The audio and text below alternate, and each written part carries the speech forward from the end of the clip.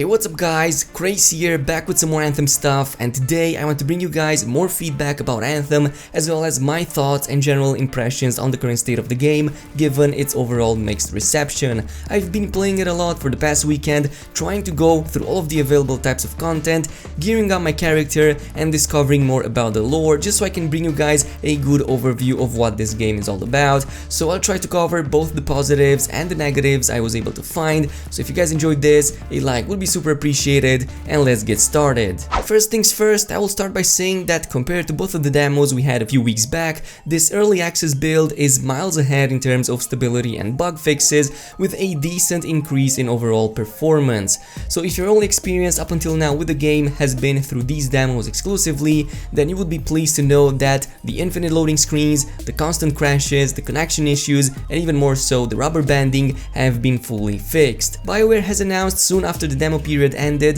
that there's going to be thousands of fixes and tons of new features for the 15, which there were, with even more planned for the 22nd when the game fully launches. This doesn't mean that the game is all smooth and butter though, and performance continues to be a key point where Anthem is still found lacking. Yes, it's true that it's a noticeable improvement over the demo, but even on my system, which exceeds the recommended specs by quite a bit, I have found the performance to be all over the place. I'm playing on the high settings, so nothing maxed out or anything, yet I still experience occasional frame drops. Sometimes it can go through some very wild swings from 70 plus FPS all the way down into the low 40s for some reason. Most noticeably, it's happening in Fort Tarsis, and this is by far the laggiest area for me, and open world for some reason is actually quite decent, but Fort Tarsis is by far the worst region I've encountered so far in terms of performance drops. Another huge one, which I'm not sure even qualifies as a performance issue,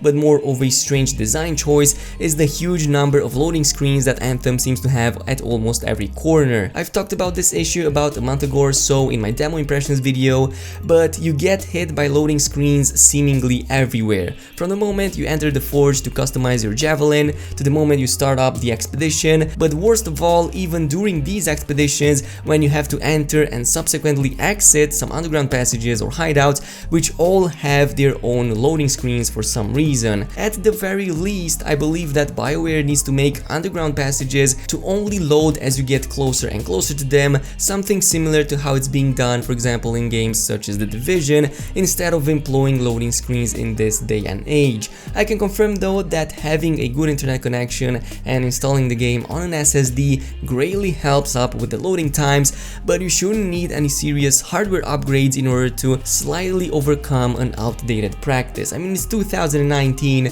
and loading screens have absolutely no place, at least not in this huge amount, in any game whatsoever, even more so in a loader shooter. But with the performance out of the way, how is the actual gameplay, you might ask? Strictly referring to the combat, movement and abilities, I think these are some of the strongest points Anthem currently has and has to offer, and probably some of the biggest reasons a lot of the people are willing to even overlook most of the issues the game has. I will talk about all of the other issues in just a bit, but no matter how you look at it, Anthem does a great job at being what it is, and that is of course being a loader shooter. Taking on massive amounts of enemies at the same time is fun and satisfying, the skill set is diverse and impactful, and so are the classes themselves. Even more so, having a highly skilled group of individuals is by far the most rewarding aspect of the game right now, or at least of the co-op, as coordination oftentimes leads to some very amazing results. Completing missions and objectives also feels rather rewarding in most cases, as you get a lot of loot drops, and even when you don't get the exact weapons or components that you're looking for,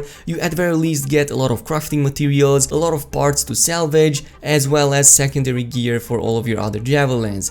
Now, I did say that completing objectives feels rewarding in most of the cases, and that is because there's a couple of the encounters in the game which currently end up in a very abrupt manner, or at the very least they are very unsatisfying to finish. I'm specifically talking about some of the stronghold and bosses which don't drop any loot chests whatsoever upon defeat, and instead after defeating them you're pretty much brought to the end screen screen, severely breaking up the feeling of satisfaction after defeating such a boss, and even being a little bit immersion breaking in my opinion. They do offer loot, mind you, so the loot is not lost, but you don't get to see exactly what you get from it because you're pretty much transported to the end screen soon after defeating it. This is something that has to change soon, and hopefully we'll get to see that with the next patch, which should drop on the 22nd. Another great issue is that there's little consistency between the diversity of the combat styles and the available content. So while you can indeed take on a certain stronghold or mission or encounter using a huge amount of possible builds and strategies,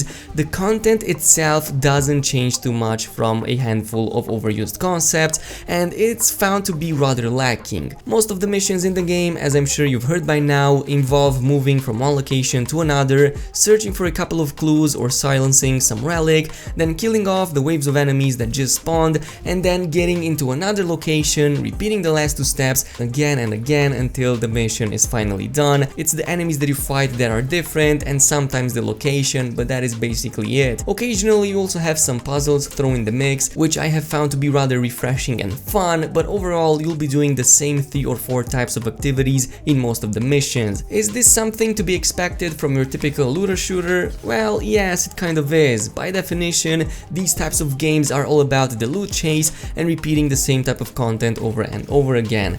Does this mean though that BioWare shouldn't have at least tried to bring something new to the table, like putting in their own twist? Absolutely not. Given how big BioWare is, and this being of course a AAA game, I think they could have spent a little bit more time on the mission design to make it a little bit more diverse, especially in a game such as this where replayability is a key point in keeping players engaged. But since I was talking about the content, let's go over all you need to know about it, including the goods and the bads. To make a summary of the whole content in the game currently, you have the main story missions, the agent missions, the contracts, which are basically like Radiant quests, the 3 strongholds, the open world events, and to my surprise, starting with the main story, this was decently lengthy for this type of game, with roughly 10 hours to complete. If you're doing some other stuff on the side as well, like talking to NPCs, doing some other contracts, maybe agent missions, it's going to take much longer than that. It's also not blockbuster material or anything. It is enjoyable, and oftentimes it's also feeling intriguing, but it's nothing to write home about. I found many of the characters to be likable. There were also a couple of plot twists in there that I wasn't expecting, and the end missions and encounters were also very well executed. In fact, I want to see more of the main story as well as more of the types of encounters that existed within some of the last few missions, but as I've said, it's not something out of the ordinary. It's not something that is going to completely revolutionize this genre of gameplay. One thing I spent a lot of time on is discovering more about the lore and talking to NPCs. Personally, I find it quite refreshing, even more so since your choices, your dialogue choices,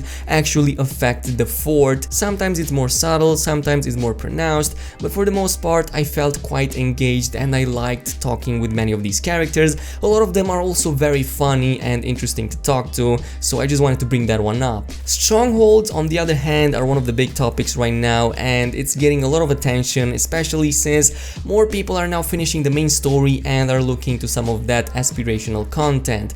The good thing about them is that they are fun, they are challenging, and they are rewarding, while also featuring some very interesting mechanics, especially around the last bosses. The not so good thing about them is that there's only 3 of them in total right now in the game, which we already knew for some time, but I was kind of hoping there's going to be like a couple of surprise strongholds added in the game. This means that if you play the demo, you roughly had to experience a third of the actual endgame content, while that of course, and you also have the legendary contracts, but as I've said, these are just some repeatable quests with a few variations in them. Now the open world and the free play I will cover in the same section, as there are a few things I want to cover over here, good as well as bad. First, I love the abundance of resources and open world events. Not sure if it's just my luck or anything, but I never ran more than 5 minutes into free play without having at least one open world event popping up on my screen, and sometimes having people already being engaged into it. In fact, compared to the demo, the world does feel much more alive. Not the best it could be, but still much better. It seems that the spawn rate of events has been majorly buffed compared to the demos,